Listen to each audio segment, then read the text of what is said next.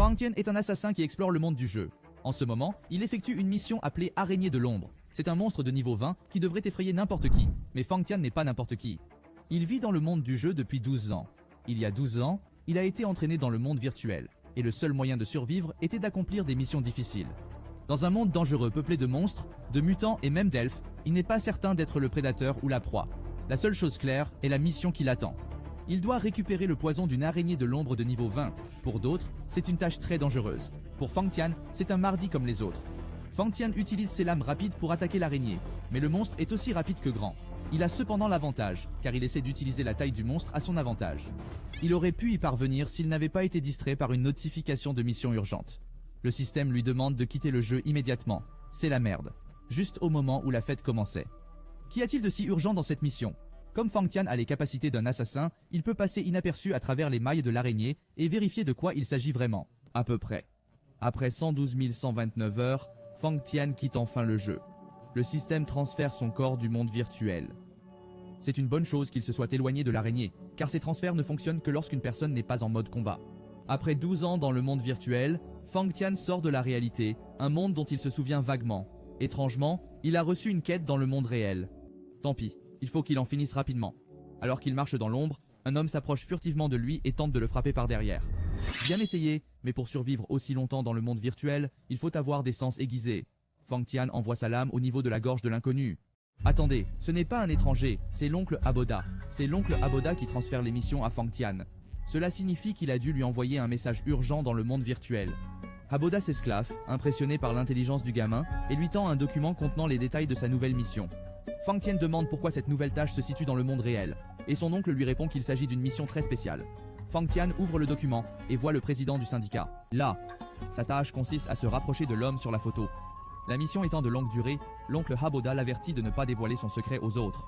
Son oncle lui demande de garder pour lui ses capacités dans le jeu et lui demande de ne pas se connecter au jeu comme il en a l'habitude. Il existe une autre façon de se connecter. Fang Tian reçoit la mission et, comme le ferait un assassin, tente de se débarrasser de la source en brûlant le document. Il est clair qu'il n'a pas écouté son oncle au sujet de l'utilisation de son pouvoir. Mais ce n'est pas tout. L'oncle Aboda fait également remarquer que les vêtements de Fang Tian donnent l'impression qu'il s'agit d'un cosplay. Ils sont trop voyants et attireraient inutilement l'attention. Cela fait 12 ans et Fang Tian n'a aucune idée de ce qu'est un cosplay. Avec tout le temps qu'il a passé dans le monde virtuel, Fang Tian aurait sûrement besoin de conseils pour s'adapter rapidement à ce monde. L'oncle Aboda intervient et donne un cours magistral sur la façon de s'adapter. Il ne donne que 2 conseils à Fang Tian. Si vous êtes nerveux, souriez. Et si vous voulez vous trouver une petite amie dans ce monde, assurez-vous qu'elle a de gros seins. Attendez quoi ? L'oncle Aboda dit que les filles à forte poitrine ne sont généralement pas aussi intelligentes que les autres. Selon lui, les filles intelligentes sont effrayantes. Fang Tian doit donc en choisir une qui n'est pas si intelligente. D'accord, c'est un peu confus. Sur ce conseil, Fang Tian est envoyé en mission. Pendant ce temps, dans le bureau du commandant de la région 3, ce dernier regarde une photo de lui et d'un homme qui ressemble étrangement à Fang Tian. Il est interrompu par son assistant, qui lui annonce que la police a enfin trouvé des traces du garçon. Il s'agit de Fang Tian, celui qu'il recherchait. Fang Tian se trouve au département de la police de l'ouest de la ville. La police vient de le retrouver et elle est en train de passer les appels nécessaires pour trouver son tuteur. Fang Tian est assis tranquillement dans un coin, se demandant jusqu'à quel point il doit jouer la comédie pour tromper le commandant. Nous revenons quelques heures en arrière. L'oncle Aboda demande à Fang Tian de se comporter comme un esclave. Il doit se souvenir de jouer le rôle d'un enfant sans abri qui a été vendu comme esclave il y a des années. Connaissant Tangran, il acceptera probablement Fang Tian, mais il doit d'abord jouer le rôle à la perfection. Aboda souligne que cette mission est beaucoup plus compliquée que la précédente mission de l'araignée de l'ombre, et qu'il ne doit pas agir avant d'avoir reçu l'ordre suivant. De retour à la mission, Tangran et son assistant arrivent au poste de police et demandent à voir le garçon immédiatement. Il n'y a pas d'erreur de part et d'autre, nous en sommes à T-27 pour l'instant. Il s'agit sûrement du fils de l'ami de Tangran. Fang Tian pleurniche dans un coin pour faire acte de présence, et Tangran a l'air d'y croire. Le commandant s'approche du petit garçon et se présente comme l'ami de son père. Il dit qu'il a rencontré Fang Tian lorsqu'il était petit et lui propose de le ramener chez lui. Bingo. Tangran amène l'enfant chez lui et lui laisse même une chambre pour lui tout seul. Quel homme généreux. Fang Tian voit une photo de son père avec le commandant. L'homme n'a donc pas menti après tout. Leur mini-collaboration prend fin lorsque la fille de Tangran, Tang Qianqian, vient voir le nouveau membre de la famille. Par coïncidence, elle correspond à la description de la petite amie idéale de l'oncle Aboda. Gros sein, elle est également jolie et encore plus bavarde. Tangran laisse ensuite les enfants se familiariser les uns avec les autres. Qianqian se présente et suggère qu'ils se serrent les coudes, puisqu'ils font désormais partie d'une même famille. Fang Tian se présente à son tour, mais il le fait maladroitement. Xiang demande pourquoi Fang s'est présenté comme un assassin PNJ professionnel dans le jeu. Puisqu'il s'agit de jeu, Qian se présente comme une magicienne dans le jeu. Fang reconnaît la magicienne mais se demande ce que signifie un PNJ. Oh là là, il est vraiment à la traîne. Tian emmène le garçon bizarre mais séduisant au magasin de jeux de Shanglong, et Fang Tian n'est pas prêt pour ce qu'il y trouve. Il voit beaucoup de gens qui portent des casques de réalité virtuelle et qui ne bougent pas. Qu'est-ce que cet endroit est censé être? Tian explique qu'il s'agit d'un cybercafé où se trouve un jeu récent appelé Magic. Ce jeu populaire est très proche de la réalité, et il suffit de mettre l'appareil pour se connecter. Fang Tian se demande pourquoi le jeu semble si familier au monde virtuel dans lequel il vit. Tian le tire de ses pensées en lui suggérant d'apprendre un peu des jeux d'aujourd'hui. Luo Jianbin, du cours de physique de Tian, vient les interrompre. Il dit à Tian que leur cours de physique est en train de perdre 0,3 contre le cours de chimie, et que c'est en partie parce que Tian n'est pas venu assez tôt. Au moins, elle est là maintenant. Tian met un casque pour faire face aux représentants de la classe de chimie. C'est une bonne occasion pour Fang d'apprendre une ou deux choses. Les joueurs sélectionnent le mode avancé et se connectent au jeu. Selon Luo, Tian a plus de chances de gagner en mode avancé. En effet, en mode basique, l'adversaire dispose d'un bien meilleur équipement. Mais en mode avancé, les deux adversaires sont sur un pied d'égalité en termes de compétences, d'équipement et d'attributs. Les notes se sont élevées pour ce match. En cas de défaite, la classe de physique paierait les frais d'internet de la classe de chimie pendant 1 mois. Le match commence et s'affiche à l'écran. Fang Tian remarque qu'il s'agit d'une arène familière de son monde virtuel. Il se demande comment ils peuvent être à la fois à l'intérieur et à l'extérieur du jeu. Tian commence par lancer une boule de feu instantanée. Ce coup ne devrait être possible que pour ceux qui ont atteint le niveau de la boule de feu. Son adversaire du cours de chimie, Liu Jia, reçoit beaucoup de coups, mais il met en place un bouclier solide pour éviter les dégâts critiques. Liu Jia voit que l'attaque de la boule de feu s'est arrêtée. Le magicien doit être à court de mana. Il se précipite sur elle pour l'attaquer. Grosse erreur. Elle utilise l'anneau de glace sur le guerrier qui ne se précipite pas et le stoppe net. La classe de physique se réjouit. Ce match est sûrement déjà terminé. Sa force est vraiment impressionnante, tout comme celle des autres combattants de ce monde. Cependant, le combat n'est pas encore terminé et Fang Tian voit Liu Jia préparer une nouvelle attaque. L'attaque de l'anneau de glace devrait ralentir Liu Jia et limiter ses mouvements, mais on dirait qu'il émet une lumière rouge depuis son corps. S'agit-il d'un bonus? Quoi qu'il en soit, Liu Jia échappe facilement au piège de l'anneau de glace qui lui a été tendu, puis il se dirige vers Xian, stupéfait.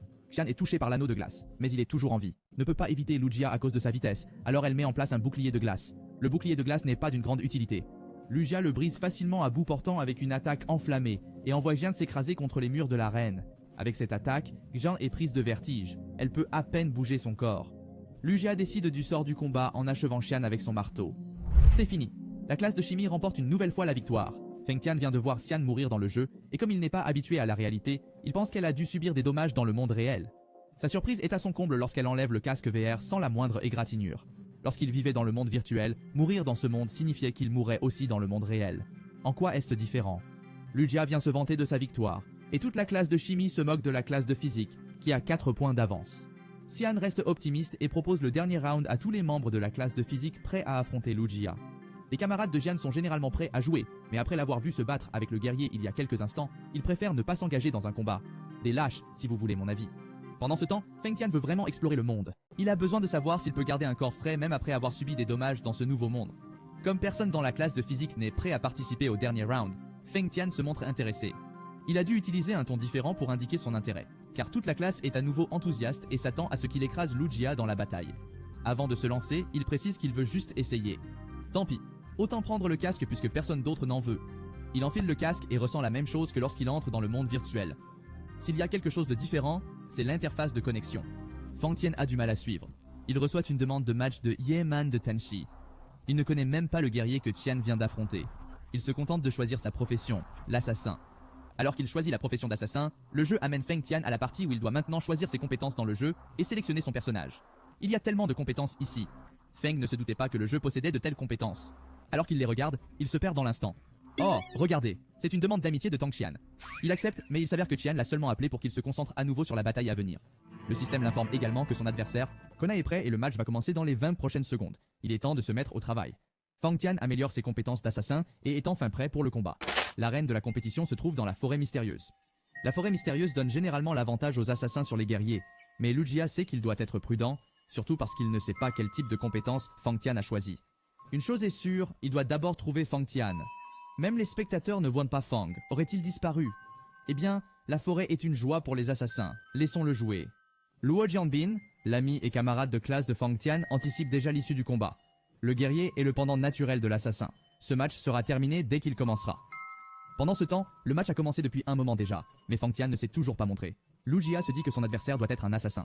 Sinon, pourquoi ne voudrait-il pas se battre de front? Fang Tian reste caché quelque part dans les arbustes, observant son adversaire. Il remarque que le guerrier a une excellente posture. Mais nous sommes dans la forêt mystérieuse, et l'assassin n'a pas d'égal ici. Sur cette pensée, Fang Tian se faufile derrière le guerrier et vise son cou avec sa lame. Si près du but, il a sûrement le guerrier maintenant. Mais à sa grande surprise, il rate son coup. Non, il ne l'a pas raté. Le guerrier a esquivé l'attaque. Comment est-ce possible? Lu Jia esquisse un sourire en coin, puis envoie l'assassin voler avec une combinaison de son bouclier de grande classe, de son tunis et de son puissant marteau. Bon, il faut qu'il arrête de balancer son marteau comme s'il s'agissait d'une cuillère. Le guerrier a l'avantage, car la barre de santé de Fang Tian chute de près de la moitié. Fang Tian ne comprend pas pourquoi le guerrier est si fort. Lu Jia se moque de l'assassin. Il doit être un débutant. C'est pourquoi il ne sait pas que les guerriers sont des pions naturels pour les assassins.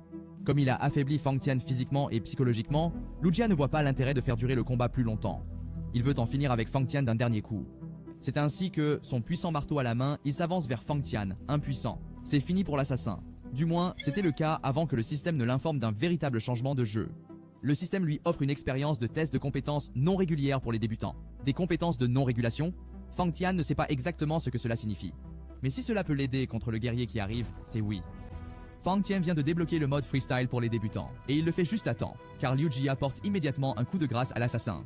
Du moins, c'est ce que les spectateurs ont l'impression de voir. Mais pourquoi le système n'a-t-il pas encore annoncé le vainqueur? Lorsque la poussière retombe, il est difficile de dire si Liu Jia est plus choqué que le spectateur.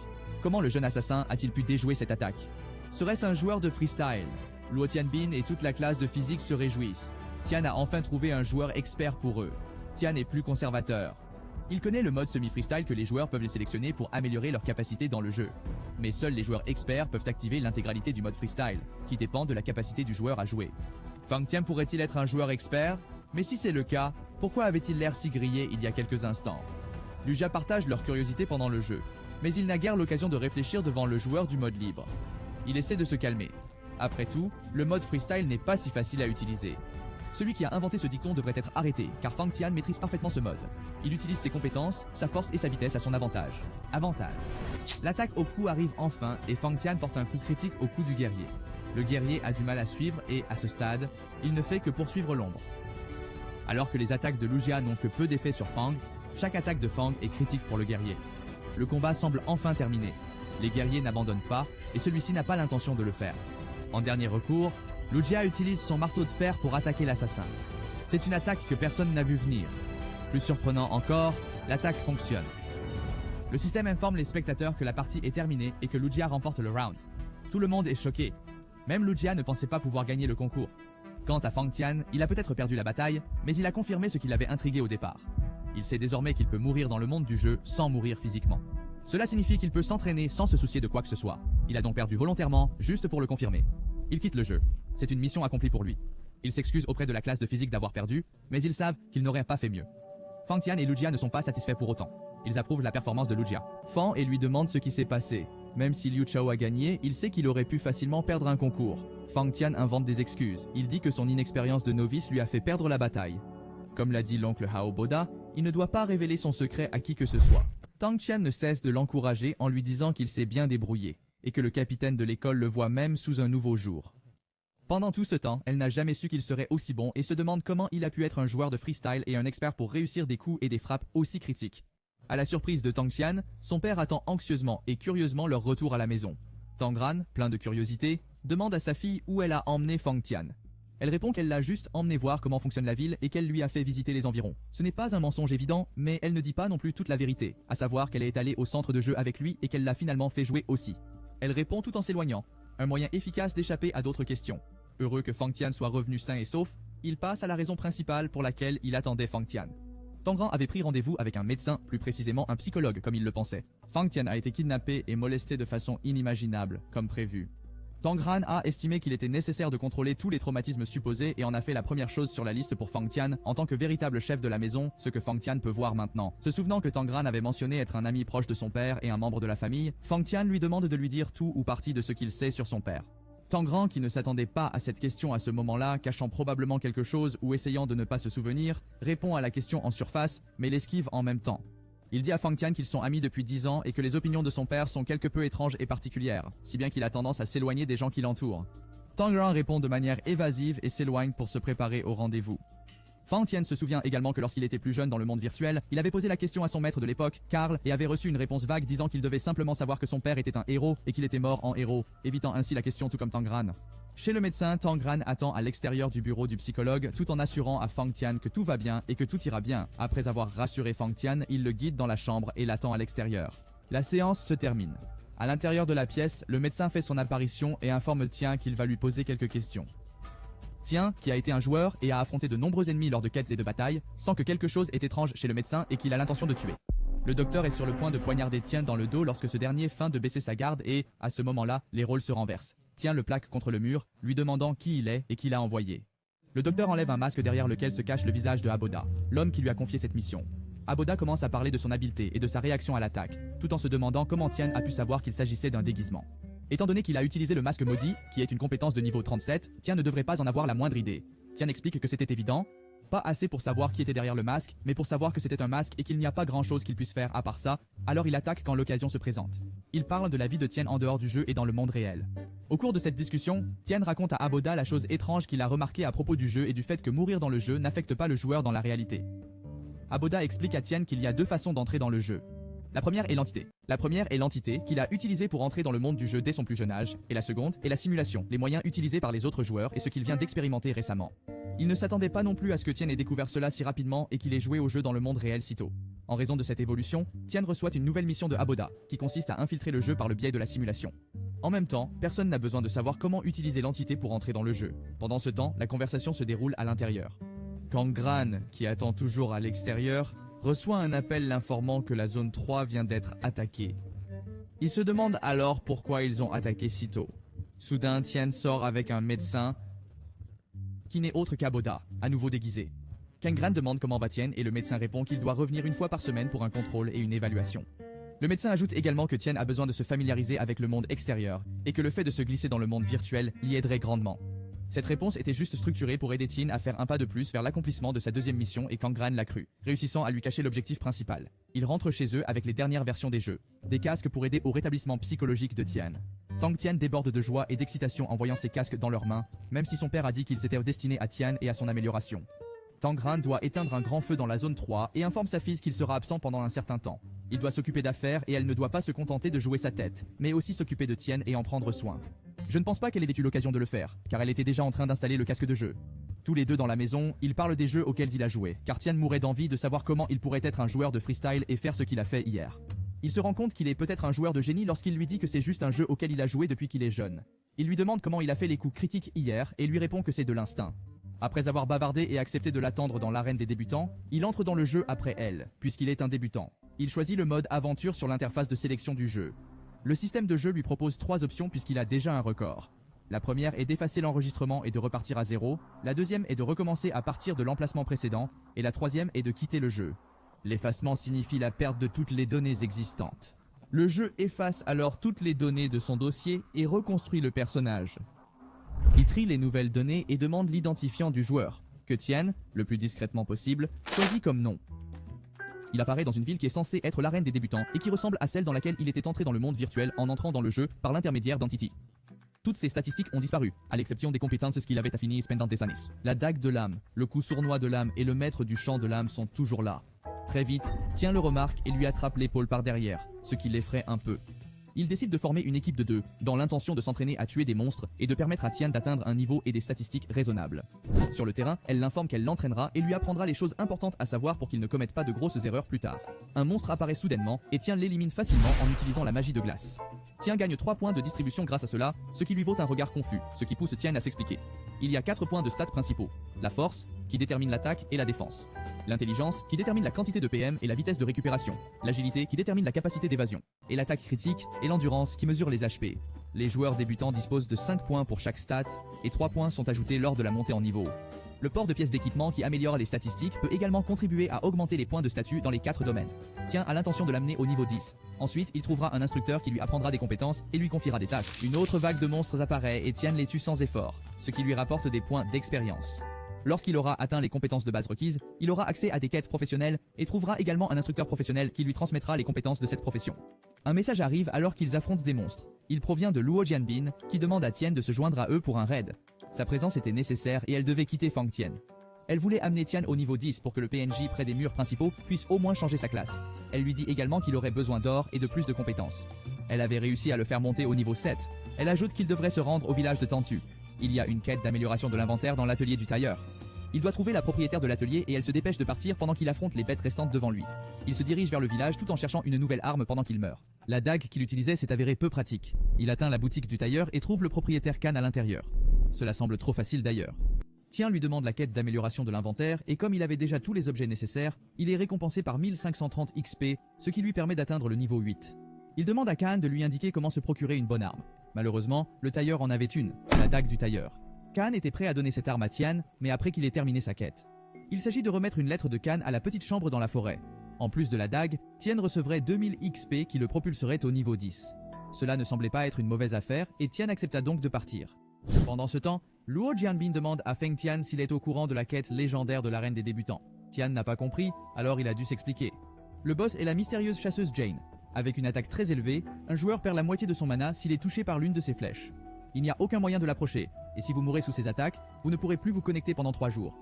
Seuls les débutants peuvent l'activer, et il n'a jamais été complété parce qu'il disparaît lorsqu'il monte de niveau ou change de classe. Tian ne s'est pas inquiété. Ceci parce que la probabilité de rencontrer Jane est inférieure à 0,001, et elle pense que Tian ne serait pas si malchanceux. En arrivant à la petite chambre dans la forêt, Tian frappe mais ne reçoit pas de réponse. Il ouvre la porte car il ne semble y avoir personne et soudain une flèche à tête dorée sort de la pièce et se dirige vers son visage. Heureusement, Tian est assez agile pour esquiver la flèche, mais pas assez pour l'éviter complètement, car elle lui égratigne le visage. Bien qu'il s'agisse d'une petite égratignure, les dommages causés au HP de Tian sont énormes. Ce que Tian pensait ne jamais arriver est arrivé. Cette fois-ci, c'est Tian qui rencontrera le boss parmi les 1000 joueurs. Et voilà que Feng Tian se retrouve face au boss dont Luo Tianbin avait parlé plus tôt, Jane Bran. Alors, tu es confus et tente d'expliquer qu'il ne veut pas faire de mal et qu'il est venu remettre une lettre. Jane lui demande d'ouvrir la lettre et de la lire. La suite des événements est choquante. Tian ouvre la lettre et découvre que c'est le propriétaire qui l'a remis à Jane. La lettre dit que le porteur de cette lettre vous a été amené par Khan. C'est choquant car Tian ne s'attendait pas à être défié ou à affronter quelqu'un en livrant simplement une lettre. Les récompenses prennent alors tout leur sens. 2000 XP, c'est une récompense trop importante pour avoir simplement livré une lettre. Jane est impatient de tester la force de son compagnon. Tian reçoit une récompense de 2000 XP et passe au niveau 10. Ensuite, il est invité à accepter ou à refuser la quête de combat pour affronter Jane Bran. Voyant la situation dans laquelle il se trouve, il pense à s'enfuir mais décide d'affronter Jane pour tester sa force au niveau 10 également. Il accepte la quête et Jane lui envoie 3 flèches que Tian parvient à esquiver de justesse. Il prend sa résolution et décide d'affronter Jane, même s'il meurt en cours de route. Il ne s'agit pas d'une perte de détermination, car il sait que même s'il meurt dans le jeu, il ne mourra pas dans le monde réel grâce à la simulation. Il prépare sa défense contre la prochaine attaque de Jane. Jane trouve cela intéressant et décide de s'attaquer un peu plus durement à Tian en envoyant une flèche plus chargée vers lui. Cela a également un effet sur l'agilité de Tian, la réduisant de 35%. Cela est dû à une compétence utilisée par Jane, la volonté de l'assassin. Avec une agilité réduite, il sera sans aucun doute plus difficile pour Tian d'esquiver les flèches. Contre toute attente, lorsque la flèche est tombée, Tian s'est débattu, mais a tout de même réussi à échapper à la flèche par un petit écart. Jane est choqué par cela, car cela tuerait naturellement un novice instantanément, mais celui-ci a quelque chose de différent. Et c'est à ce moment-là que Tian se rend compte de quelque chose. Tian voit la différence de force et l'écart entre leurs capacités. Ses attaques étaient imprévisibles, et Tian se rend compte que ses mouvements étaient lus comme un livre. C'est devenu un pur instinct de fuir et il réfléchissait à la meilleure façon possible de le faire, car Jane n'était pas du genre à s'enfuir, ni un ennemi qui vous laissait partir. Jane voit cette réaction et la comprend. Il décide de faire une pause dans leur petit combat et donne à Tian son élixir de récupération de vie, qui s'ajoute aux joueurs qui l'utilisent. Jane félicite également Tian pour son niveau supérieur à celui d'un débutant. Il sait que Tian est suffisamment fort pour mener à bien la quête qui l'attend. Il lui demande d'entrer dans la maison, conduisant Tian, qui vient d'échapper à la mort, dans la petite pièce de la forêt. Jane informe Tian qu'il a besoin d'un acolyte et que la bataille qui s'est déroulée plus tôt n'était qu'un test de sa force. Il s'avère que Khan avait vu juste, car Tian était assez fort pour ce que Jane avait prévu. Jane se présente comme un semi-elfe. Il a trouvé des notes que son grand-père lui a laissées sur un mystérieux sentier dans la mine de la forêt, à l'extérieur de la ville. Grâce à ses recherches, Jane soupçonne que ce passage mène à l'un des 7 nécromanciens. Le laboratoire de recherche secret de la Fornelle. Familier de Tian et de son monde virtuel, il se souvient d'une grande sorcière qui s'est transformée en nécromancienne sans que personne n'en connaisse la raison. Ayant vu la force de Jane de ses propres yeux, il se demande pourquoi Jane aurait besoin d'un acolyte. Il lui demande donc pourquoi. Jane explique qu'il y a un loup blanc qui appelle la lune, un boss d'élite de niveau 10 qui garde toujours l'entrée de la caverne où se trouve le laboratoire. Il avait besoin que Tian serve d'appât et distrait le loup pour que Jane puisse le tuer. Tian lui demande ce qu'il y a à gagner et Jane lui explique que s'il a de la chance, il pourra piller les coffres d'un nécromancien et de l'inconnu. Il pourrait même obtenir la plume d'un chercheur en magie, ce qui s'avérerait très utile. Et si ce n'est pas le cas, il aura la gratitude de Jane, ce qui sera également utile en cas de besoin. Jin explique que pendant la quête, il ne pourra pas monter au niveau 11 car la quête n'est accessible qu'aux personnes de niveau 10 ou moins. Voyant qu'il s'agit d'une mission de rang S, ce qui signifie de grosses récompenses, Tian accepte le marché et se joint à la quête. Ils se dirigent tous les deux vers le passage et trouvent le loup blanc, Xiaoyu, endormi sur un rocher. Tian remarque que la respiration du loup gigantesque est étrange et demande à confirmer que ce loup particulier n'est pas un monstre normal avancé. Jin vient au même endroit depuis 20 ans et à chaque fois, le loup se réveille. Est devenu de plus en plus fort. Il pense que c'est le résultat des crinières provenant de la zone minière voisine. Elle provoque plusieurs variations chez le loup, entraînant une croissance anormale et une augmentation de la force. Tian comprend pourquoi cette mission est de rang S, et il commence à évaluer sa capacité à la mener à bien. Pendant la majeure partie de sa vie, il n'a fait que des missions de rang B et les missions de rang A sont rares. Les rangs S sont donc plus rares, et même si les récompenses sont plus importantes, les dangers sont bien plus grands que ceux qu'il a connus. Cette mission en particulier intéressait Tian, car il était impatient de découvrir ce qui avait causé les variations du loup, car cela leur donnerait une meilleure chance d'obtenir un meilleur butin. Jin met en garde Tian en lui disant qu'il est sensible à l'air meurtrier et que c'est une compétence qu'il utiliserait contre n'importe quel intrus. Tout ce que Jin demande, c'est que Tian retienne l'attention du loup pendant un moment et l'entrave suffisamment longtemps pour que Jin trouve une occasion et une fenêtre pour tuer le loup. Comme Tian n'a aucune compétence en matière de contrôle ou de domptage des bêtes, sa vie est entre les mains de Jin, car s'il prend trop de temps, Tian sera écrasé et tué par le loup sans pitié. Jin promet qu'il tuera le loup aussi vite que possible, en tirant une flèche sur le loup qu'il esquive facilement. Le réveil est le hurlement du loup. Le loup hurle pour alerter et appeler ses amis, comme les loups directs qui viennent en nombre. Tian et l'elfe sont encerclés par les loups directs et ils travaillent tous les deux main dans la main pour éliminer autant de loups qu'ils le peuvent. Au cours de cette épreuve de survie, Tian se fait mordre et voit ses HP diminuer et sa vitesse ralentir de 70%. Ils deviennent tous deux très prudents et se méfient de ces loups jusqu'à ce qu'ils les éliminent tous. Une fois que tous les loups directs ont été tués, Xiaoyu se lève avec une force destructrice et utilise de l'air meurtrier pour réduire les capacités de Fang Tian. La pression de cet air rend difficile la concentration et les mouvements de Tian, réduisant sa capacité d'agilité de 35%. Fang Tian se rend compte que si cela continue, il ne tiendra pas assez longtemps pour que Jane ait une chance de tuer le loup, alors il décide d'attaquer. Il envoie un coup d'estoc, mais le loup n'est pas seulement grand comme un géant, il est aussi rapide, esquivant l'attaque et posant sa patte sur Titan, qui est maintenant dans son champ de vision. Heureusement, Fang Tian peut se défendre avec sa dague, mais il ne peut pas nier la force de ce loup. Heureusement, il se faufile rapidement dans la petite ouverture laissée par le loup blanc. Il s'en est fallu de peu. Le loup enfonce ses griffes dans le sol et se débat pour les sortir. Fang Tian voit alors une ouverture et peut agir. Grimpe habilement sur ses griffes et se faufile dans les poils de la bête, attentif à tout mouvement latéral, jusqu'à ce qu'il atteigne son visage. Il tient le loup blanc là où il le veut.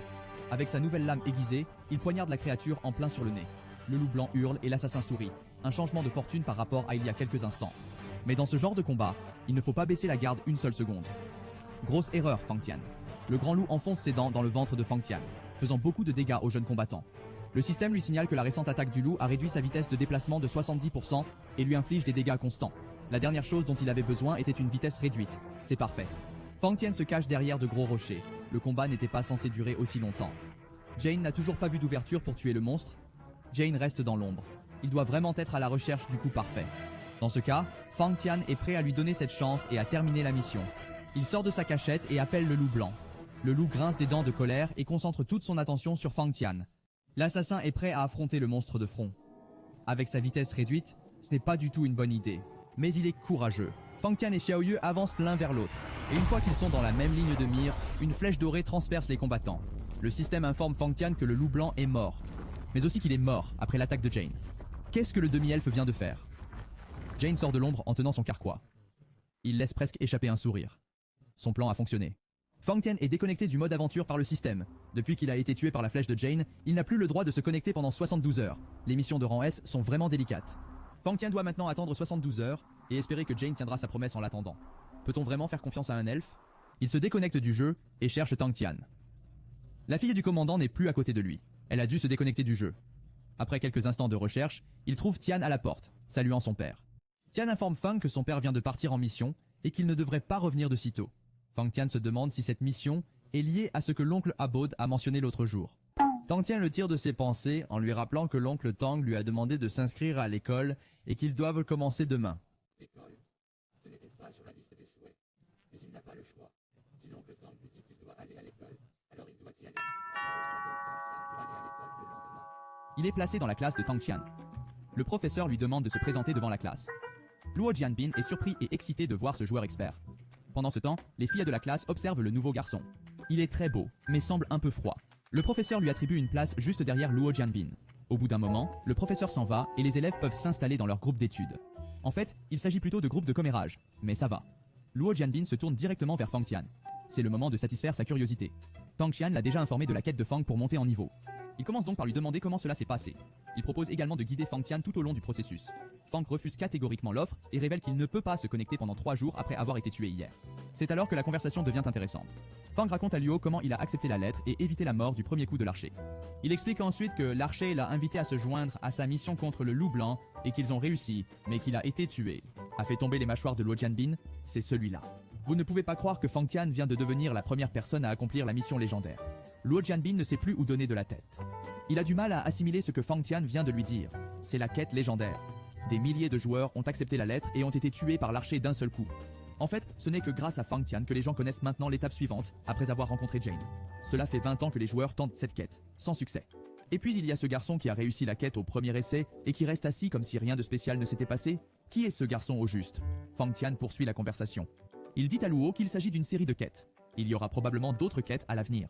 Si la première partie était si difficile, à quel point les quêtes suivantes pourraient-elles l'être? Luo demande à Fang Tian de lui faire une représentation mentale de la récompense attendue. À ce stade, Fang Tian ne sait pas vraiment à quoi s'attendre. Il doit attendre 3 jours avant d'avoir une certitude. Et même dans ce cas, son espoir repose sur le fait que Jane restera fidèle à sa parole. Et tant pis. L'aventure de Fang Tian n'est pas trop juteuse pour être ignorée. Luo Jianbin se met à genoux et supplie Fang de faire de lui un disciple. Pas dans 1 million d'années. Les camarades de classe sont devenus les faiseurs de bruit de la classe, et Tang Qian doit venir les réprimander. Après tout, c'est l'heure de l'étude. Il y a une autre raison pour laquelle elle s'est approchée de Fang Tian. C'est l'heure des activités du club et Fang Tian doit choisir un club à rejoindre. Elle propose à Fang de lui faire visiter les clubs auxquels il pourrait s'inscrire. Luo intervient rapidement en demandant pourquoi l'expert en jeu a besoin d'une visite alors qu'il peut simplement s'inscrire au club de sports électroniques. Les clubs sont des groupes organisés par l'école qui s'intéressent à divers domaines d'intérêt pour les élèves. En ce moment, Magic est le jeu de sport électronique le plus populaire. Même le gouvernement organise une compétition nationale pour les joueurs potentiels. Après l'exposé de Luo, Fang Tian se rend compte que l'histoire est similaire à celle du rapport de l'oncle Aboda. Il décide donc de rejoindre le club de sport électronique. Malheureusement, ils sont stoppés dans leur élan lorsqu'ils arrivent au bâtiment. L'endroit était fermé. Pour un club aussi populaire, il faut vraiment qu'ils améliorent leur disponibilité. Ils décident d'aller voir d'autres clubs. Alors qu'ils se rendent dans d'autres clubs, ils ne remarquent pas qu'ils sont observés. Il s'agit de Qin Yue, le vice-président du club de sports électroniques, accompagné d'un autre membre du club. Les autres membres identifient Fang Tian comme étant le joueur de freestyle. Selon lui, Fang Tian et Tang Qian sont des joueurs à surveiller. Qin Yue est intrigué par la capacité de Fang Tian à jouer. Fang Tian. C'est vraiment étrange qu'un expert surgisse de nulle part. Elle a hâte de vérifier ses compétences dans le futur. Un peu plus tard, Tang Xin et Fang Tian sont de retour à la maison. Tang lui demande les résultats de sa mission d'hier et il la met au courant. Elle ne peut plus le guider pour le moment, car elle a récemment reçu une quête. Avant de partir, elle lui conseille d'aller voir le jeu pour lui. Selon elle, il y trouverait des informations précieuses pour les débutants. Enfin, tout ce qu'il a pour l'instant, c'est du temps. Puisqu'il est loin du jeu pour l'instant, autant y jeter un coup d'œil. À la fin de la première année de sortie du jeu, un énorme bug est soudainement apparu. Les joueurs utilisaient des méthodes uniques pour se connecter à Magic et ramener des objets du monde du jeu. Des monstres comme le Scorpion Diabolique, un monstre boss de niveau 30 initialement présent dans le jeu, sont également apparus de la même manière. Le violent Scorpion Diabolique a anéanti une petite ville dès son arrivée. Cet incident a rapidement suscité l'inquiétude et la préoccupation dans le monde entier. Après avoir anéanti le Scorpion Diabolique, les Nations Unies ont annoncé l'interdiction de toutes les méthodes uniques utilisées pour entrer dans le jeu. Les contrevenants étaient passibles de la peine de mort. Au même moment, les Nations Unies ont lancé l'opération Butterfly pour sélectionner des joueurs talentueux et les renvoyer dans l'univers du jeu. Ils leur ont permis d'entrer dans le jeu dans des circonstances spécifiques, pour agir directement contre des menaces potentielles. Il n'y a pas eu de nouvelles depuis. C'est plus d'informations que ce que Fang Tian s'attendait à trouver sur le forum. Il vérifie le déploiement de l'opération et conclut que la cible doit être des PNJ du jeu. Il se demande si TX-17, l'oncle Tang, fait partie de cette opération papillon. Toutes les pièces du puzzle semblent désormais s'emboîter. Pour la prochaine pièce, il doit jouer le jeu de l'attente pendant les 3 prochains jours. Les 3 jours n'arrivent pas trop vite, et Fang Tian se connecte au jeu dès que le temps est écoulé. Jane a promis de l'attendre avant d'explorer la mine. Il ne lui reste plus qu'à espérer que l'archer tiendra parole. Dès qu'il se connecte, il se dirige vers la petite hutte où se trouve Jane. Heureusement, il trouve le demi-elfe assis là, attendant patiemment son retour. Tout d'abord, Fang Tian cherche à savoir pourquoi l'archer avait besoin de le tuer avec le loup blanc. Jane explique que sa compétence l'oblige à se fixer sur une cible pendant une longue durée. S'il avait verrouillé le loup, celui-ci l'aurait remarqué et aurait agi. C'est pourquoi il a dû verrouiller Fang et attendre qu'il soit dans la même ligne de mire. C'était une occasion en or. Jane donna à Fang Tian le croc du loup. Fang peut être utilisé pour la forge, l'enchantement et l'alchimie. Fang Tian ne voit qu'une ou 2 façons de le rendre utile. Il garde donc la récompense et rejoint Jane pour explorer la mine. Fang Tian reste devant Jane pendant qu'il pénètre dans la mine abandonnée. Après tout, la punition pour sa mort ne sera pas si fatale. Il voit des armures sur le sol de la mine et devine que des gens se sont battus ici dans le passé. Ils tombent ensuite sur des fleurs violettes. La compétence d'évaluation de Fang est au niveau 0. Il ne peut donc pas identifier l'objet. Heureusement, il n'est pas seul. Jane dit qu'il s'agit d'une morelle mortelle, un ingrédient essentiel pour les pharmaciens. Il n'est donc pas étonnant que des aventuriers collectent illégalement des objets dans le jeu. Ils arrivent enfin à destination. Il se trouve devant une porte de pierre scellée. Le système informe Fang qu'il a été affecté Par l'odeur corrompue des morts vivants, ses attributs de base diminueront aléatoirement de 3 toutes les 10 minutes. S'il y a quelque chose que vous ne voulez pas voir courir après votre corps affaibli, c'est bien un mort vivant. Jane pense que la porte de pierre a été construite pour empêcher l'aura corrompue de sortir. Quoique le nécromancien ait laissé derrière lui, la réponse doit se trouver derrière la porte. Raphaël, le nécromancien, est un demi-elfe comme Jane. Il peut donc déchiffrer les inscriptions sur la porte scellée. La porte se met à briller et le système prévient Fang. Fang que sa prochaine quête est de tenter de briser le sceau. Cela ne devrait pas être trop difficile. Le sol se met à gronder et des créatures mortes vivantes sortent du sol et entourent Fang Tian et Jane. C'est très pratique. Jane dit qu'il peut essayer de briser la porte scellée, mais pour cela, Fang Tian doit gagner du temps. Il y a beaucoup de squelettes morts vivants dans les parages, et c'est maintenant à Fang Tian de les éloigner de Jane. Eh bien, quand a-t-il jamais reculé devant un combat? Il ramasse sa dague tranchante et tourne en rond autour des morts vivants. Il passe habilement le couteau entre ses deux mains et le cou des créatures. À ce stade, on dirait qu'il se la pète. Il jette un coup d'œil sur les progrès de Jane et découvre qu'il n'y en a pas. Malgré tous les enchantements de l'elfe, la porte ne semble pas du tout enchantée. Jane explique à Fang qu'il s'agit d'un sceau très complexe, et après avoir analysé les alentours, il peut dire qu'il y a un spectre mort-vivant de niveau 3 derrière la porte. Un spectre? Mais les attaques physiques ne fonctionnent même pas sur le spectre. Doivent-ils vraiment tenter d'ouvrir la porte? En parlant d'attaque, Fang Tian remarque que leurs statistiques s'affaiblissent de minute en minute, surtout après avoir été affectés par l'aura du mort-vivant. De plus, le squelette ne cesse de ressusciter, si bien que tôt ou tard, ils se retrouveront dans une situation délicate. Fang a raison et Jane le sait. Ils doivent d'abord battre en retraite, puis trouver un moyen de briser la porte scellée. Le dernier tir de l'archer leur ouvre un chemin droit, et c'est le moment ou jamais de s'enfuir. Après avoir couru un peu, Fang découvre que les squelettes n'ont même pas essayé de les poursuivre. On dirait que les squelettes morts-vivants ne sont actifs qu'à proximité du sceau. Ils peuvent enfin respirer un peu. Mais leur problème demeure, car Jane fait remarquer que personne dans la ville ne comprend un sceau aussi complexe. Si seulement il y avait un magicien intelligent dans les parages. Oh, attendez, Fang Tian en connaît un. Il contacte Tang Qian et lui montre des photos du sceau. Il l'identifie comme un sceau de niveau 6, mais n'a aucune idée de la façon dont il peut être brisé. Retour à la case départ. Tian lui dit que tout espoir n'est pas encore perdu. Il peut demander de l'aide sur le forum. Il lui dit qu'il rencontrera des chasseurs de quêtes intéressés, mais qu'il doit être prêt à dépenser une fortune. Oh super, où va-t-il trouver autant d'argent? Il informe Jane des résultats de sa discussion avec Tang Qian. Il demande où il pourrait trouver des pièces d'or. Il lui fait remarquer qu'il y a quelques instants, il a marché sur une mine d'or. En fait, il s'agit plutôt d'une mine violette. La fleur de la belladone. Jane révèle que la fleur peut être utilisée pour fabriquer des potions hurlantes contre les wraiths. Elle peut également être vendue pour une somme importante, car elle est très demandée. Le seul problème, c'est que tout le monde ne sait pas récolter l'ombre de la nuit correctement, et qu'une mauvaise récolte peut nuire à sa qualité. Si seulement quelqu'un vivait ici depuis longtemps et possédait les compétences nécessaires pour la récolter. Attendez une minute, c'est Fang Tian. Et Fang se met au travail en utilisant la faucille de Jane. Il donne à Jane une partie de la fleur afin qu'elle puisse préparer une potion pour le raid. Leur prochaine rencontre est prévue dans 2 jours. Il met le reste des fleurs en vente sur le forum, en espérant que quelqu'un puisse lui offrir quelque chose de substantiel. Pendant ce temps, à la guilde de l'étoile, la superstar Shen Luoluo est en réunion avec des personnes importantes. Il s'agit du président de la guilde des étoiles, qui l'informe d'un achat dont elle doit s'occuper. Apparemment, un joueur du forum a mis un objet en vente. Le président est prêt à offrir 30 millions de pièces d'or pour une étoile. Quel que soit cet objet, il doit être très important. C'est l'ombre mortelle. Et Fang Tian en est le joueur. C'est un nouveau jour à l'école de Fang Tian. Et comme le professeur n'est pas encore en classe, les élèves peuvent former des groupes et discuter. Luo Jianbin demande à Fang Tian des nouvelles de sa quête. Pour la 1000e fois, il appelle Fang Tian un expert. Je suppose que ce nom doit rester. Fang lui donne des nouvelles de sa quête, jusqu'à poser des questions sur le forum. Fang est impatient de rentrer chez lui et de voir le résultat de la question. Luo Jianbin est avec un appareil et propose à Fang de l'aider à vérifier. Pour la première fois, Fang accepte son aide. Il vérifie d'abord le poste de la porte scellée, mais personne n'y a laissé de commentaires significatifs. C'est décevant. Lorsqu'il vérifie le poteau de la Morelle, Fang Tian n'arrive pas à croire à quel point le poteau a explosé. Luo Jianbin est choqué. Il est tombé sur ce message aujourd'hui mais n'avait aucune idée que la personne assise en face de lui en était l'auteur. Il y a tellement de commentaires sur ce billet.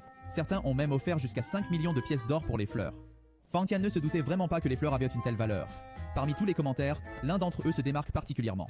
L'utilisateur se présente comme Chen Luoluo de la guilde des étoiles et donne son contact à Fang Tian pour parler de la transaction. Attendez un peu. Le portrait sexy, les grands yeux, les longs cils, l'utilisateur vérifié. Fang Tian vient-il d'attirer l'attention de la fille la plus sexy de la cité des ruines? Luo Jianban la connaît très bien et dit qu'elle est son idole. Comme elle a l'air honnête, Fang Tian décide d'aller la voir. Un moment s'est écoulé et Fang Tian et Tang Qian sont de retour chez eux.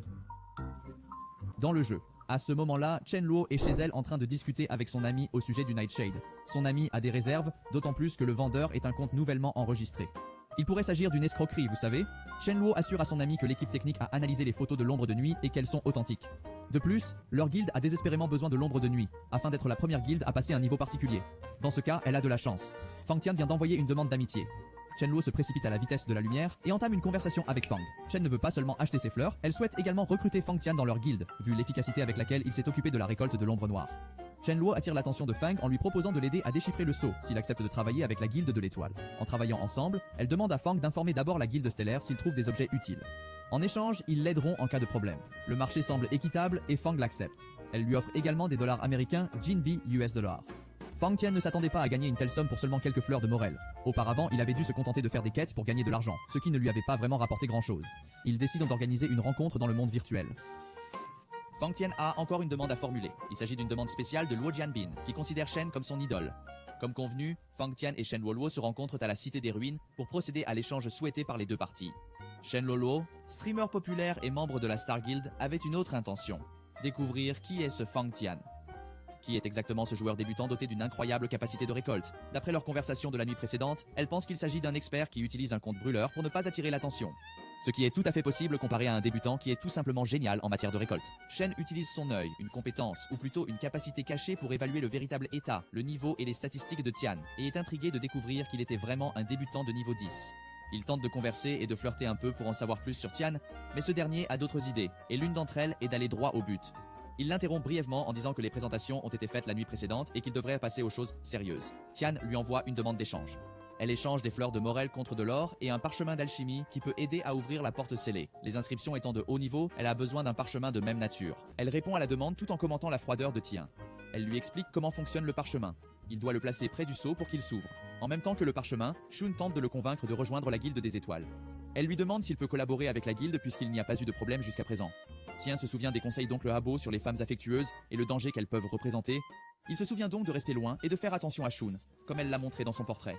Tian a pris ses jambes à son cou, s'excusant des quêtes et du travail, disant qu'il avait beaucoup à faire et qu'il n'avait pas le temps de s'en occuper. Il a oublié d'obtenir l'autographe que son camarade de classe lui avait demandé et même si Shun lui a rappelé qu'il ne l'avait pas obtenu, il l'a ignoré en disant qu'il était destiné à son camarade de classe. Cela lui a donné l'occasion de refuser son offre et de s'éloigner d'elle, ce qui a piqué la curiosité de Shun. Il voulait savoir ce qui rendait ce nouveau venu si spécial. En retrouvant Jane, Tian reçoit 2 fioles de potion Nightshade pour tuer les morts vivants, et plus particulièrement les Wraiths. Tian applique cette potion sur sa dague, ce qui lui donne la capacité de causer des dégâts et de tuer les morts vivants. Sa lame deviendrait ainsi mortelle pour les Wraiths et ne serait plus un simple morceau de métal. Tous deux équipés et prêts à entrer dans la caverne, Jane et Tian qu'il est suivi et qu'il a été suivi par quelqu'un pendant un certain temps. Tian est déjà au courant et dit à Jane de l'ignorer, ce qu'il accepte, affirmant que si la personne interrompt ou affecte la quête, il sera obligé de l'anéantir. Pendant ce temps, Sean observe le duo dans l'ombre et reconnaît qu'il s'agit de Jane, la patronne des elfes de niveau 10. Il comprend alors que Tian a probablement obtenu la quête de Jane et que c'est la raison pour laquelle il a besoin du parchemin d'alchimie. Ils entrent ensemble, mais cette fois-ci, ils sont bien préparés. Ils tuent les morts vivants avec facilité et surprennent l'observateur secret tapi dans l'ombre. Arrivé à la porte, le parchemin n'a rien fait au sceau et un message s'affiche indiquant que le parchemin ne peut être utilisé que par quelqu'un ayant un haut niveau de PM et donc un grand nombre de points d'intelligence. En ce qui concerne le statut d'intelligence actuel de Tian, il lui faut environ 2000 points d'intelligence pour pouvoir utiliser le parchemin de manière efficace. Il en va de même pour Jane, qui ne peut pas utiliser le parchemin pour la raison évidente qu'il s'agit d'un PNJ très intelligent et flexible, un personnage non jouable. N'ayant plus aucun choix, il suggère de demander de l'aide à Shen Luoluo. Tian lui demande de sortir, mais elle refuse. Elle pense qu'il n'y a aucune chance qu'il l'ait repéré et qu'il bluffe. Ensuite, Jane tire une flèche sur une zone proche de l'endroit où elle se cachait, menaçant que s'il tirait à nouveau, il ne raterait pas sa cible. Cela l'oblige à sortir, refusant de les suivre pendant un certain temps, mais elle sort volontiers pour aider lorsque Tian le demande. Jane affirme qu'ils se connaissaient depuis un certain temps, ce qui donne à Sean l'impression de se moquer d'elle, car elle s'est toujours trompée. Tian essaie de comprendre pourquoi elle s'est cachée pour les suivre. Si elle l'avait voulu, elle aurait pu les suivre de toute façon, ce n'est pas comme si elle était une ennemie. Sean trouve que c'est une belle chose à dire, retirant le fait que l'impression qu'elle avait de lui était qu'il était froid. C'est de courte durée puisqu'il enchaîne en disant que si elle tentait quoi que ce soit, il pourrait s'en occuper facilement. Sean explique que le parchemin ouvre un sceau de haut niveau et qu'il faut donc un haut niveau d'intelligence et de maîtrise pour l'utiliser. Tian demande pourquoi elle ne lui a pas dit, et la raison est que c'était de notoriété publique. Il est donc surprenant qu'il ne soit pas au courant. Elle active et utilise le parchemin et ouvre le sceau, et en même temps, la porte qui contient l'armée des spectres. En raison de l'armée de morts vivants et de l'aura qui les entoure, elle lance un sort, recouvrant le groupe de la lumière de Holy Buff. Cela surprend Tian, car il s'avère que c'est un prêtre capable d'utiliser les capacités doubles de la lumière et de l'obscurité. La lumière pour la protection et la guérison et l'obscurité pour l'attaque et les dégâts. Les Wraiths arrivent en force, et Shun sait que la meilleure décision à prendre est de s'enfuir et de battre en retraite. Elle sait parfaitement que les armes et équipements normaux ne fonctionnent pas et n'infligent pas de dégâts aux Wraiths. Elle décide donc de partir avec les autres, mais elle est choquée par ce qui se passe ensuite. Jane attaque les Wraiths d'un seul coup, les tuant d'un seul coup, tandis que Tian tue 3 ou 4 Wraiths d'un seul coup. Cela lui donne l'impression que Tian est un expert, car ce mouvement ne peut être exécuté que par un joueur qui pratique le freestyle, et seuls les experts ou les joueurs de génie peuvent le faire. Alors qu'elle combat les Wraiths, Jane remarque qu'une odeur rance émane de quelque part. Il s'agit probablement d'une créature morte-vivante de haut niveau, et elle demande à Tian s'il la sent aussi. Ils se rendent dans la zone et découvrent une énorme créature. Un monstre en costume du nom de Monadrakis. Un monstre redoutable de niveau 30 qui vit dans le but d'exaucer les moindres désirs de son maître. Seul Shun pouvait évaluer cette force à l'aide de son œil, mais les deux autres chargèrent avec le plan habituel. L'un distrait et détourne l'attention, et l'autre, comme par jeu, ils éliminent l'énorme monstre inattendu à l'attribut spirituel. Jin tombe sur un genou car il était un peu épuisé en essayant de récupérer ses forces. Alors que Jin est fatigué, Shun est ébloui en réalisant que les deux ont abattu un monstre d'attribut spirituel. Et pas seulement cela, la façon dont Jin l'a fait en un seul coup. Comment diable peut-on abattre un énorme monstre d'attribut spirituel d'un seul coup, comme ça? Elle s'est émerveillée devant le boss d'élite de niveau 10, Jane Brand. La mort du monstre a laissé une cape d'esprit putride. Cette cape est un objet rare et de grade C. La cape augmente les HP, MP et DP de 70 points. Elle a également laissé une clé putride qui ouvrira bientôt une porte. Maintenant que tout cela a été réglé, Tian demanda quels étaient les monstres à attributs spirituels et les équipements ayant la même modification. Cela surprit Shun qui se demanda comment il pouvait être un expert et ne pas connaître ces monstres et comment différencier les monstres à attributs spirituels de ceux qui ne le sont pas. Elle en conclut qu'il s'agit probablement d'un joueur de génie. À ce stade, elle veut absolument qu'il rejoigne la guilde, car avec un peu de tutorat, il deviendrait un excellent joueur qui apporterait une immense contribution à la guilde. Elle explique que les monstres à attributs spirituels sont des monstres qui, l'exécution du coup mortel. En général, Jane porte l'attaque finale et Tian charge le monstre de façon répétée et constante en lui infligeant des entailles et des coupures partout sur le corps, tout en évitant les coups massifs de l'énorme couteau de boucher du monstre. Utilisant la lame comme plateforme pour se propulser, il poignarde le monstre dans le cou afin de créer une fenêtre pour Jane et ses attaques. Tian décide de passer aux choses sérieuses en réalisant qu'il n'est qu'un débutant de niveau 10, même s'il est génial et différent des autres. Il se prépare à attaquer dès que Tian ouvrira une fenêtre d'attaque. Jane a également l'idée d'aider à abattre le monstre. Elle tente de l'assurer à l'aide d'un admoniteur de magie noire, mais cela ne fonctionne pas, ce qui est surprenant. Après un certain temps, elle se rend compte que ce monstre n'est pas un monstre ordinaire. Il s'agit d'un monstre doté d'un attribut spirituel. Voyant le danger qu'il représente, elle tente d'éloigner Tian du monstre en lui criant dessus. Tian esquive un coup du monstre et le poignarde à nouveau dans le cou. La bête est blessée au cou et souffre suffisamment pour être désorientée et ne pas se rendre compte de l'attaque imminente de Jane. Grâce à Tian, il était trop tard et l'attaque en un coup de Jane fait un trou dans le visage du monstre. Comme par jeu, ils éliminent l'énorme monstre inattendu à l'attribut spirituel. Jin tombe sur un genou car il était un peu épuisé en essayant de récupérer ses forces. Alors que Jane est fatigué, Shun est ébloui en réalisant que les deux ont abattu un monstre d'attribut spirituel. Et pas seulement cela, la façon dont Jane l'a fait en un seul coup. Comment diable peut-on abattre un énorme monstre d'attribut spirituel d'un seul coup, comme ça? Elle s'est émerveillée devant le boss d'élite de niveau 10, Jane Brand. La mort du monstre a laissé une cape d'esprit putride. Cette cape est un objet rare et de grade C. La cape augmente les HP, MP et DP de 70 points. Elle a également laissé une clé putride qui ouvrira bientôt une porte. Maintenant que tout cela a été réglé, Tian demanda quels étaient les monstres à attributs spirituels et les équipements ayant la même modification. Cela surprit Shun qui se demanda comment il pouvait être un expert et ne pas connaître ces monstres et comment différencier les monstres à attributs spirituels de ceux qui ne le sont pas. Elle en conclut qu'il s'agit probablement d'un joueur de génie. À ce stade, elle veut absolument qu'il rejoigne la guilde, car avec un peu de tutorat, il deviendrait un excellent joueur qui apporterait une immense contribution à la guilde. Elle explique que les monstres à attributs spirituels sont des monstres qui ont un linceul d'énergie spirituelle qui recouvre leur corps et améliore leurs capacités et leurs statistiques. Ces monstres ont des capacités plus élevées que les monstres ordinaires. Il pose également des questions sur les capacités attribuées par l'esprit, mais Chun répond à cette question avec confusion, car elle n'a jamais entendu parler de capacités attribuées par l'esprit. Il explique alors que s'il existe des monstres qui ne sont pas affectés par les attaques magiques parce qu'ils sont imprégnés d'énergie spirituelle, alors il existe des capacités et des pièces d'équipement qui peuvent nuire à ces monstres.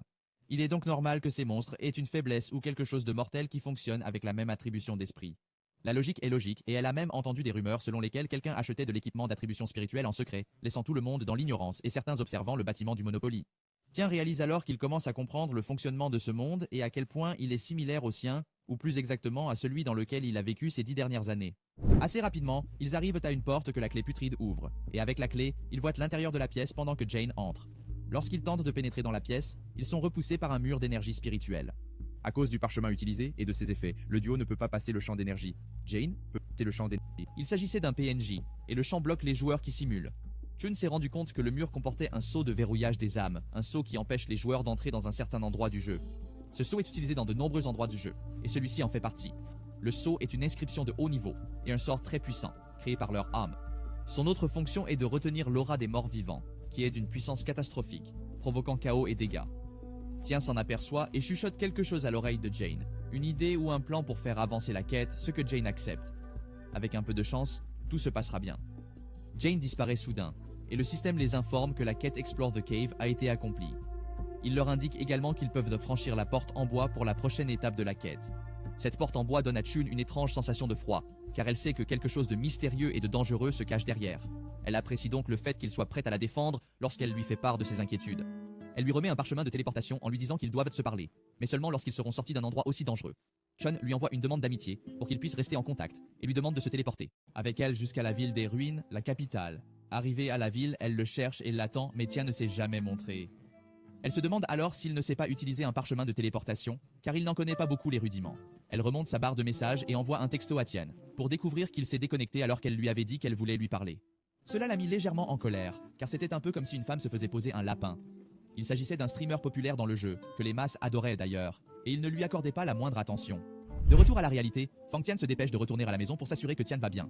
En même temps, il réfléchit aux attributs de l'esprit, aux monstres et aux capacités, voyant à quel point les deux mondes sont étroitement liés et similaires. Pour tester la validité de cette théorie, il décide d'essayer d'entrer à nouveau dans le jeu, non pas par simulation, mais cette fois par entité. Une autre chose à laquelle il réfléchit est le saut de verrouillage de l'âme. Pendant les 10 années qu'il a passées dans le jeu, il n'a jamais rencontré de joueurs ordinaires ou réguliers comme Tien ou Shan Luo Luo, et c'est grâce à ce saut. Le saut de verrouillage des âmes empêche les joueurs qui utilisent la simulation d'entrer en contact avec ceux qui sont dans le jeu par entité, ce qui réduit les chances de se rencontrer, limitées, voire nulles. Il décida d'utiliser Entity même s'il n'était pas certain de savoir où Xian se trouvait, où était allée et où elle reviendrait. Les instructions de l'oncle Aobo étaient d'infiltrer le jeu à l'aide d'Entity, mais en même temps, de garder le secret pour tout le monde autour de lui. S'il l'utilisait et que Xian revenait pour se retrouver dans une salle vide et sans personne, ce serait le chaos. Il décide donc d'entrer rapidement dans le jeu, de passer derrière la porte en bois et d'accomplir la quête. Il utilise l'entité et entre dans le jeu dans son ensemble. Mais quelque chose est différent. Les armes et pièces d'équipement attribuées par l'esprit sont restées, mais les armes et pièces d'équipement ordinaires étaient loin d'être efficaces. Dans le jeu, il retourne à la grotte et ouvre la porte en bois, cette fois-ci en franchissant le seau qui bloque le passage. Il ouvre la porte et voit Xian en train de chanter et d'accomplir un rituel d'imprégnation d'énergie, tout en chantant sérieusement et en absorbant spécifiquement les flammes des morts vivants. Voici maintenant l'histoire de la grande nécromancienne, Rafaela. Rafaela était une mage demi-elfe de génie qui recherchait le pouvoir. Elle a modifié les inscriptions des sceaux en utilisant les flammes des morts vivants, et dans certaines circonstances, elle s'est transformée en la première elfe de l'ombre à avoir jamais existé ou marché sur la Terre. A laissé derrière lui des choses que quelqu'un ayant un sang mi-elfe et mi-humain peut utiliser pour se transformer en quelque chose de plus puissant. Un elfe de l'ombre, et c'était juste le plan de Jane pour lui-même, la transformation. Ces objets et le sort ne peuvent être activés que par un demi-elfe. Il essaie d'exécuter le rituel, et après beaucoup de chants et de magie, il peut juste absorber temporairement les flammes des âmes au lieu de se transformer en elfe de l'ombre. Tien lui demande s'il a trouvé d'autres choses intéressantes. Jane a trouvé quelques objets magiques, mais ils sont liés à l'endroit et ne peuvent pas être enlevés facilement. Mais il a trouvé quelque chose de frappant. Rafaela a laissé une clé derrière elle. La clé de la ville de Sanctuaire, la ville sur laquelle elle a fait des recherches et dont elle voulait en savoir plus. Rafaela a fait des recherches sur cette ville pendant très longtemps, c'est même l'œuvre de sa vie. À l'origine, elle voulait acquérir les pouvoirs du Sanctuaire pour atteindre ses objectifs. En raison de certaines circonstances, elle s'est retrouvée face à un dilemme impliquant des forces obscures telles que les morts vivants. Elle décide de prendre le risque de maîtriser les pouvoirs des forces obscures et d'emprunter le pouvoir des morts vivants. Pour devenir le premier elfe de l'ombre en Chine. Étant donné qu'elle n'est ni tout à fait humaine ni tout à fait elfe, on lui en veut de rentrer rapidement chez elle, à la force et au pouvoir des deux côtés. Et comme d'habitude, elle a été mise à l'écart et méprisée, ce qui a fait d'elle la nécromancienne cachée que l'on craint. De retour au présent, Tien reçoit la clé du sanctuaire. Il s'agit d'un coffre-fort de banque sur lequel est inscrit le nombre 78. La quête principale est enfin terminée, et une nouvelle quête apparaît grâce à la clé. Tien est récompensé par le nombre approprié de stats et de points d'attributs, ce qui est une autre chose qu'il a remarqué. Ces points d'attributs ne changent pas malgré le mode d'entrée dans le jeu. Il obtient une note B pour la quête et attend avec impatience la prochaine quête de rang S, Qui consiste à rechercher la clé perdue du sanctuaire. Très vite, l'endroit commence à s'écrouler, provoquant l'effondrement de certaines parties du bâtiment. Ils obtiennent tout ce dont ils ont besoin et essaient de se frayer un chemin hors du bâtiment en ruine. L'inscription scellée était responsable du contrôle de l'aura des morts vivants utilisée par Rafaela. Comme l'aura ne pouvait pas être détruite dans les temps anciens, elle a été scellée par cette énergie, et maintenant qu'elle est aspirée, le bâtiment va s'effondrer en un instant. Après s'être échappé de la grotte en ruine, Tien se rend compte qu'il doit trouver un endroit plus sûr pour tenter de se transformer à nouveau en elfe de l'ombre. Comme cette zone sera bientôt examinée par la ville de Ruins lorsque la nouvelle de l'extinction du feu de l'âme se répand, Chien reconnaît que Tien est différent et qu'il est un joueur exceptionnel. Il lui doit sa gratitude et lui dit qu'il lui rendra l'appareil quand l'occasion se présentera. Il reconnaît également l'importance de Tien dans les deux quêtes. Chien promet donc qu'ils se reverront la prochaine fois, avec un peu de chance, quand Tien sera plus fort. Il disparaît dans les bois et Tian est récompensé par sa gratitude et son impatience pour la prochaine quête, la cité du sanctuaire. Dans la maison, il rencontre Chien qui l'invite à se joindre à elle pour le match qu'ils avaient avec la classe de chimie ce jour-là, mais il refuse en disant qu'il avait beaucoup à faire dans le jeu, en particulier changer sa classe près des murs principaux de la ville. Dans le jeu, Tian se téléporte à la cité des ruines, où se trouvent les formateurs de classe. Il pose les yeux sur la statue de Delina, une mage de feu qui s'est sacrifiée pour sauver la ville de l'armée des morts vivants. Les gardes de la ville l'informent que les formateurs se trouvent tous au camp d'entraînement des nouveaux soldats, dans le coin nord-ouest de la ville. Tian suit cette direction et finit par trouver un entraîneur de la classe des assassins. Le mystérieux entraîneur lui pose 3 questions consécutives, auxquelles il répond correctement, ce qui lui permet d'acquérir la classe assassin. Sous la transformation écrasante de l'entraîneur, il est amené à un menu de compétences à choisir. Le seul inconvénient du jeu est que ses compétences sont très chères, et Tian n'en était pas conscient. Sa classe a changé et il a reçu l'équipement de départ de l'assassin, qui lui permet de choisir la compétence qu'il veut acheter. Comme l'argent n'est pas un problème pour Tian, étant donné le marketing de la potion Nightshade qu'il a faite il y a quelque temps, il achète toutes les compétences disponibles et elles sont équipées pour lui, sans entraînement réel. Tian est surpris et demande si le dresseur n'a pas l'intention de lui enseigner de vraies compétences. Le dresseur lui demande alors ce que Tian pense être de vraies compétences. Tian sent la soif de sang du dresseur, ce qui indique une attaque imminente. Il fait rapidement tourner son couteau, tentant de poignarder le dresseur. Cependant, ce dernier esquive l'attaque à une vitesse incroyable, laissant Tian perplexe sur le fait qu'il l'ait manqué malgré sa proximité. Impressionné par Tian, le dresseur lui donne rendez-vous une fois que Tian aura atteint le niveau 50. Mais sa question reste sans réponse, car l'entraîneur déclare que la leçon du jour est terminée. Tian se rend compte que les compétences qu'il a récemment acquises sont dépourvues de l'attribut d'âme et qu'il s'agit essentiellement de compétences ordinaires. Il comprend qu'une fois qu'il entre dans le jeu physiquement, ses compétences deviennent inefficaces. Il comprend qu'une fois qu'il entrera physiquement dans le jeu, ses compétences deviendront inefficaces. Tian insiste sur le fait que le jeu se concentre principalement sur l'attribut de l'âme, en dehors de l'équipement, et que le seul moyen d'améliorer sa force est d'apprendre les compétences de l'âme. Après avoir envisagé de demander à l'entraîneur de lui enseigner des compétences d'âme, Tian change d'avis et décide de se concentrer sur la gestion des compétences ordinaires pour l'instant, avec l'espoir d'apprendre des compétences d'âme plus tard. En prenant congé, Tian exprime sa gratitude à l'entraîneur et promet de revenir au bon moment. Tian est déterminé à atteindre rapidement le niveau 50, car le combat en solo contre les monstres s'avère être un processus lent. Soudain, il se souvient du conseil de Tang Tian sur le moyen le plus facile de monter en niveau, se faire porter par quelqu'un. Il réfléchit alors à qui il devrait demander de l'aide, pensant d'abord à Tang Tian ou à Luo Tianbin. Cependant, il se souvient qu'ils ont tous les deux un concours de chimie ce matin-là. Il décide donc de s'adresser à Luo Luo. Il lui envoie un message qu'elle reçoit. Au début, elle se sent agacée, se demandant pourquoi il cherche à l'approcher. Supposant qu'il veuille s'expliquer, après s'être brusquement déconnecté la veille, elle choisit de lire le message. Dans celui-ci, Tian l'informe qu'il se trouve à la cité postale des ruines, et qu'il a désespérément besoin de son aide pour monter en niveau. En réponse, elle lui envoie un message de colère, lui disant qu'elle n'a pas le temps parce qu'elle est occupée. En réponse à son message, il se contente de répondre par le mot « oh ». La jeune femme est irritée par sa réaction dénuée d'émotion. Elle se demande s'il n'est pas trop sensible pour garder rancune d'un simple mot. Se rappelant la mission de son maître de guilde de recruter Tian, elle lui envoie un nouveau message, l'assurant qu'elle le rencontrera après avoir terminé son prochain match. Avec la perspective d'avoir quelqu'un pour l'aider à monter en grade, Tian décide de passer le temps qu'il lui reste à explorer la ville. Il se souvient du conseil de son maître, qui lui avait dit que la taverne était une mine d'informations intrigantes, particulièrement fréquentée par les membres de la guilde des assassins qui proposent des missions et des renseignements à prix d'or. Cependant, son maître l'avertit d'être prudent, car il pourrait tenter de faire monter les prix et de recueillir des informations sur lui, l'incitant à parler le moins possible lorsqu'il traite avec les membres de la guilde. Tian découvre une taverne et demande 2 verres d'une boisson appelée Massacre Rouge. Le barman, méfiant, se demande où Tian a appris l'existence de cette boisson.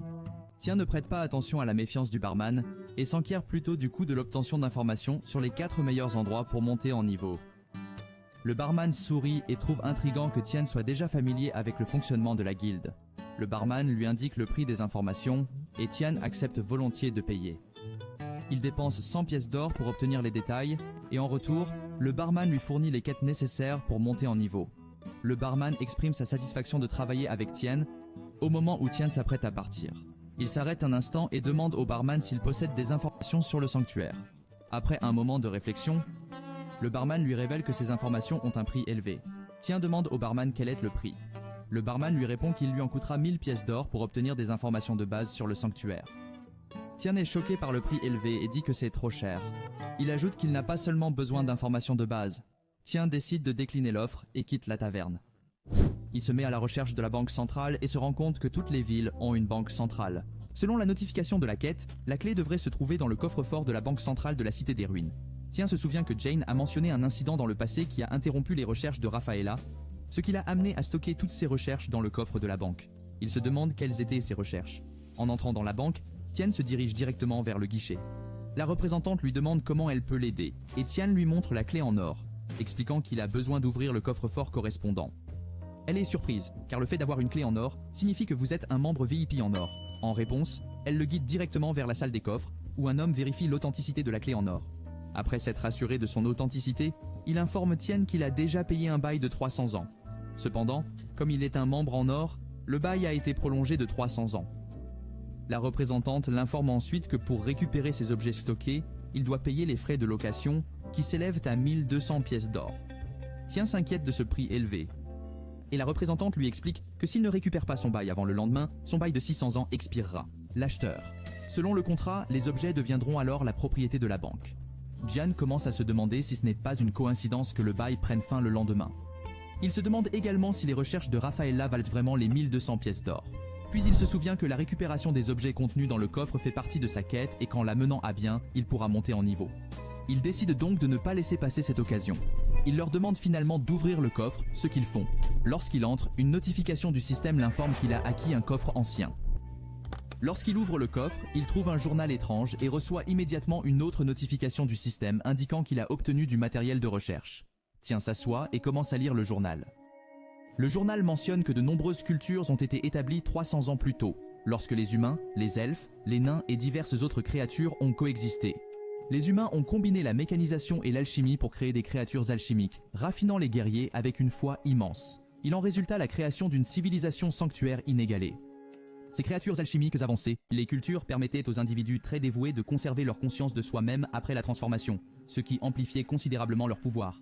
Leur pouvoir s'accroît considérablement, et ils possédaient une vitalité illimitée tant qu'ils avaient suffisamment d'énergie.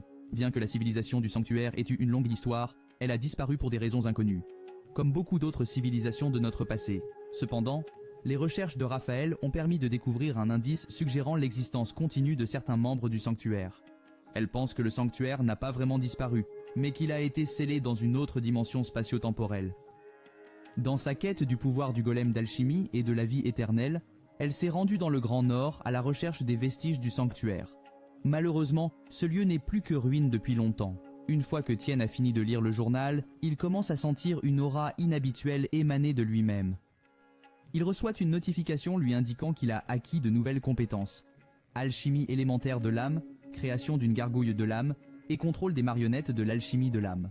En utilisant cette capacité, vous pouvez utiliser toutes sortes de sceaux alchimiques, créer des gargouilles. L'utilisateur est capable de créer des gargouilles de bas niveau et le contrôle des marionnettes alchimiques. Cette capacité permet à l'utilisateur de contrôler 3 marionnettes alchimiques. Tian est stupéfait par sa capacité à acquérir 3 pouvoirs simultanément, simplement en lisant le vieux livre. Il se rend compte qu'en plus d'être un assassin, il a acquis une classe supplémentaire, celle de maître des marionnettes alchimiques. Tian décide de ne pas y prêter attention. Il se concentre sur la création de gargouilles. Son plan est de créer suffisamment de gargouilles et de leur donner l'ordre de vaincre les monstres pour lui. Il pense ainsi pouvoir augmenter sa vitesse de progression. Pendant ce temps, Luo Luo termine son match et se téléporte immédiatement à la Guilde des Étoiles. Elle envoie un message à Tian pour lui faire savoir qu'elle a terminé et qu'elle est prête à l'aider à monter en niveau. Cependant, il répond en disant qu'il veut passer au niveau supérieur plus tard. Pour l'instant, il a besoin de 100 unités de mercure, de bois, de pierre et d'une rune d'alchimie de haut niveau.